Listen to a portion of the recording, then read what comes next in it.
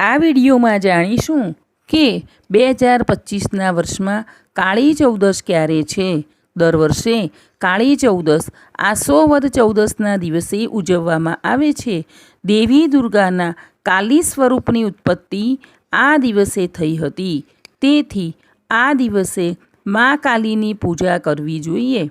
આ વર્ષે ચૌદશની તિથિ તારીખ 19 ઓક્ટોબર 2025ના રોજ બપોરે 1:52 શરૂ થશે, જે આ તિથિ પૂર્ણ થશે તારીખ 20 ઓક્ટોબર 2025ના રોજ 3:44 આજે રાત્રિની પૂજાનું સવિશેષ મહત્ત્વ હોવાથી તારીખ 19 ઓક્ટોબરને રવિવારના રોજ કાળી ચૌદશ ઉજવવામાં આવશે। આ દિવસે લોકો અકાળ મૃત્યુથી મુક્તિ મેળવવા માટે યમના દીવા પ્રગટાવે છે।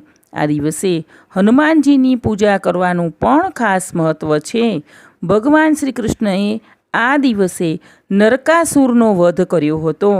આજે દીપદાન કરવાથી વ્યક્તિને નર્કના દુઃખમાંથી મુક્તિ મળે છે।